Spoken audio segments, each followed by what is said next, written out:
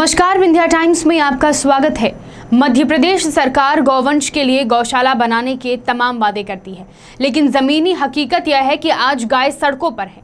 गौवंश के कारण किसानों का खेती करना दूभर हो गया है और कई बार ऐसा भी देखा गया कि गौवंश को गहरी खाई में धकेला जा रहा है। मध्य प्रदेश की सियासत भी गाय को लेकर हमेशा बहुत एग्रेसिव रही है। सरकार गौवंश की सुरक्षा के तमाम वादे करती है। मध्य प्रदेश में जब 2018 में कांग्रेस की सरकार बनी तो गौशाला बनाने के दावे किए गए। बाद में सरकार गिरने के बाद यह सारी चीजें ठंडे बस्ते में जाती हुई दिख रही हैं। रीवा जिले के लालगांव थाना अंतर्गत एक बेहद गंभीर मामला सामने आया, जहां पर लगभग 150 की संख्या में गौवंश को गहरी खाई में धकेल दिया गया। स्थानीय लोगों को जब इस बात का पता चला तो उन्होंने पुलिस से कार्रवाई की गुहार लगाई, लेकिन सोचिए, यह प्रशासनिक व्यवस्था इतनी लचर है कि 28 तारीख से लेकर आज 8 तारीख तक कोई व्यवस्था, कोई रेस्क्यू नहीं किया गया। रेस्क्यू ऑपरेशन अब शुरू हुआ है, लेकिन हालात यह है कि अब तक लगभग 50 की संख्या में गौवंश की मौत हो चुकी है। स्थानीय निवासियों ने पुलिस प्रशासन से कार्रवाई की मांग की थी, लेकिन पहले इस पूरे घटनाक्रम को बहुत हल्के में लिया गया। परिस्थितियां बहुत बिगड़ चुकी हैं। जितने भी गौवंश खाई में गिरे उनके रेस्क्यू में भी प्रशासन को काफी मशक्कत का सामना करना पड़ रहा है। आरटीआई एक्टिविस्ट शिवानंद द्विवेदी ने कहा कि सरकारी दावों की पोल खोलती हुई यह घटना है। गौवंश सड़कों पर मर रहा है, सरकार इस दिशा में ध्यान नहीं दे रही। 9 अक्टूबर 2021 का दिन है और आज हम यहाँ पर रहवा घाटी से आपको लगभग 1000 फीट गहरी घाटी से घाटी के पास में बैठ करके मैं ये वीडियो आपको भेज रहा हूँ। रेस्क्यू ऑपरेशन में हम लोग आए हुए हैं। गोवंशों का रेस्क्यू ऑपरेशन, लगभग 150 गोवंश, जिसमें से बहुतायत में गाय, काफ़ी गाभिन, जिसमें से लगभग 25 से 30 मर चुकी हैं। उसका पंचनामा डॉक्टर सब बना चुके हैं और जो जीवित थे उनको रेस्क्यू करने के लिए यह घटना सिरमौर वन परिक्षेत्र जिला रीवा में घटित हुई है। रहवा घाटी सरई बीट के अंतर्गत आती है और 27-28 सितंबर की वारदात है। 28 सितंबर की वारदात के बाद 28 सितंबर को इसकी एफआईआर हुई है लालगांव चौकी में, थानागढ़ में, 5 लोगों के ऊपर। अभी तक कोई विशेष कार्यवाही नहीं हुई, उनकी गिरफ्तारी नहीं हुई है। पुलिस ने इस विषय पर कोई विशेष एक्शन नहीं लिया है। जिस तरह से मर्डर हुआ है इतने सारे गौवंशों का, राजनीतिक पार्टियां बड़े बड़े दावे करती हैं। वर्तमान में शिवराज सिंह चौहान की भारतीय जनता पार्टी की सरकार है और केंद्र सरकार नरेंद्र मोदी जी हैं। आप देख सकते हैं ये गौरक्षा के नाम पर क्या क्या बातें करते हैं और क्या दुर्दशा आज गायों की हो रही है। चाहे वो खेत में ले लीजिए, सड़क में ले लीजिए, घाटियों में ले लीजिए, नहरों में ले लीजिए, अत्यंत निंदनीय है। राजनीतिक पार्टियां जो विपक्ष की हैं वह रोटियां सेकती रहती हैं, छोटे छोटे बातों को राजनीतिक मुद्दा बना लेती हैं।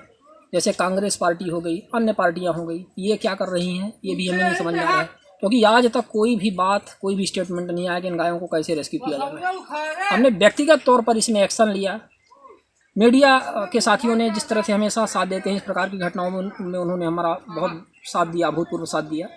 और जब ये घटना हाईलाइट हुई, इसके बाद जिला प्रशासन जागा। जिला कलेक्टर डॉक्टर इलैयाराजा टी के निर्देश पर 5 अक्टूबर को एक टीम गठित की गई। एसडीएम सिरमौर नीलमणि अग्निहोत्री ने 4 सदस्यीय टीम गठित की, जिसमें जनपद सीओ गंगेव प्रमोद ओझा, नायब तहसीलदार रवि श्रीवास्तव, पशु चिकित्सक रत्नेश सिंह, थाना प्रभारी गढ़ टेकाम शिवचरण टेकाम, इनकी टीम गठित की गई।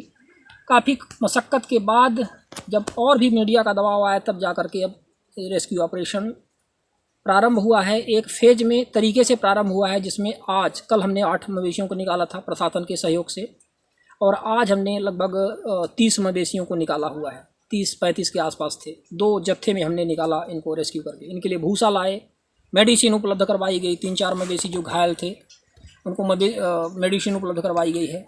और बहुत ही भीषण वारदात है। और हमारे भारत जैसे देश में, जिसमें गाय को देवी की तरह पूजा जाता है, और इस नवरात्र में मुझे कहते हुए बड़ा खेद हो रहा है। गौवंश की ऐसी दुर्दशा अब विंध्य क्षेत्र में आम बात हो गई है। रीवा जिले का यह पहला मामला नहीं है। इससे पहले भी कई जगह से शिकायतें आ चुकी हैं। कुछ शरारती लोगों ने और पैरा प्रथा से परेशान लोगों ने गौवंश को गहरी खाई में धकेल दिया, लेकिन उसके बाद भी प्रशासन नहीं चेता।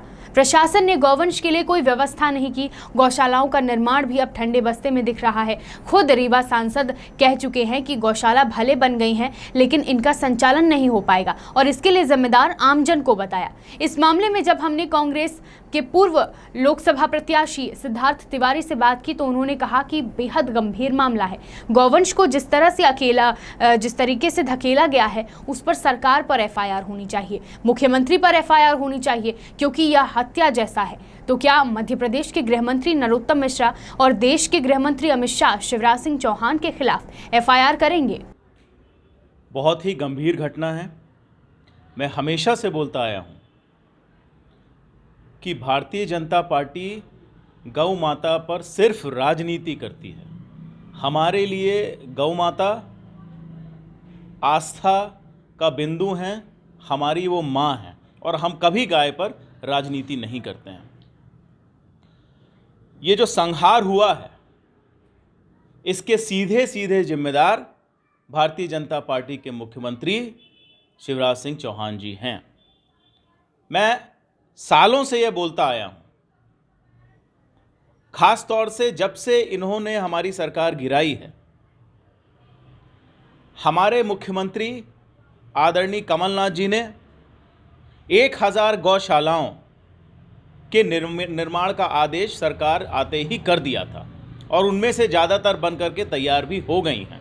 जैसे ही भारतीय जनता पार्टी की सरकार आई, शिवराज सिंह चौहान जी ने वो काम बंद कर दिया और पुनः आज हम देख रहे हैं कि सड़कों पर गौ माताएं गाड़ियों से एक्सीडेंट होकर पड़ी रहती हैं। आज इस तरह की नृशंस घटना हमारे सामने आई है जिसमें 150 गायों को एक कूड़े में फेंक दिया जाता है।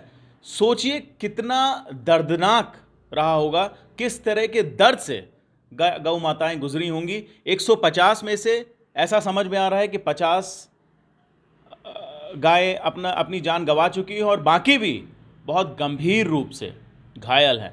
मैं पहले भी बोल चुका हूं और पुनः बोलता हूं कि अगर नरोत्तम मिश्रा जी, अमित शाह जी, अगर आपके अंदर दम है तो शिवराज सिंह चौहान जी के ऊपर 50 गायों की हत्या का मुकदमा तुरंत दर्ज करें। इस पूरे घटनाक्रम पर सांसद जनार्दन मिश्रा से जब बात की गई तो उन्होंने पूरा आरोप कांग्रेस पर ही मढ़ दिया, जबकि वर्तमान में उनकी सरकार है और इसकी जिम्मेदारी भी सरकार की है। दुर्भाग्यपूर्ण घटना है और समाज की संवेदनशीलता किस कदर बढ़ गई है इसका एक उदाहरण है। और लगातार साजिशन नहीं है, न इसमें सामाजिक तत्वों का कोई रोल है। सब किसान परेशान है, इस वजह से वो मवेशियों को इधर से उधर हाँक रहे हैं अपनी फसल बचाने के लिए। बाकी इसमें कोई क्या गांवों तक गौशाला का निर्माण नहीं हुआ कि हो रहा है? गौशालाएं बन रही हैं, कुछ जगह बाकी हैं, कुछ जगह बनी हैं। गौशाला तो हर पंचायत में बनाने का निर्णय प्रदेश सरकार ने लिया है और बहुत तेज़ी से गौशालाएं बनी हैं। इस कोरोना काल में भी इस जिले में 100 से ज़्यादा गौशालाएं बन चुकी हैं। और कांग्रेस का आरोप है कि भारतीय जनता पार्टी के मुखिया शिवराज सिंह चौहान पर 300 का मुकदमा लगाया जाए, उनके द्वारा हत्या हुई, क्या होगी? अब कांग्रेस किसको हत्यारा बताती है, क्या करती है? शिवराज सिंह जी ने जितना काम किया है गौवंश के संवर्धन के लिए, खेती के लिए, किसानों के लिए, उतना तो मुझे लगता है कि कांग्रेस के 70 वर्षों के कार्यकाल में नहीं हुआ। उनके पास तो केवल आरोप लगाने के अलावा बाकी कुछ बचा नहीं है, तो जो चाहे वो अपना आरोप लगाते रहें। बाकी शिवराज जी का काम, उनका प्रयास तो प्रदेश के घर में पहुंचा है और उसके लिए प्रदेश उनका आभारी भी है। सरकारी तंत्र और सरकार की व्यवस्था किस तरह से है यह आपने तस्वीरों में साफ देखा। जिस नाम पर राजनीतिक दल सियासत करते हैं, गाय पर देश भर में जिस तरह के सियासी घटनाक्रम हुए हैं, पर आज गौवंश सड़क पर मरने को मजबूर है। इस मामले में अब देखना होगा कि प्रशासन क्या कदम उठाता है। फिलहाल रेस्क्यू चल रहा है और कई गौवंश की मौत भी हो चुकी है।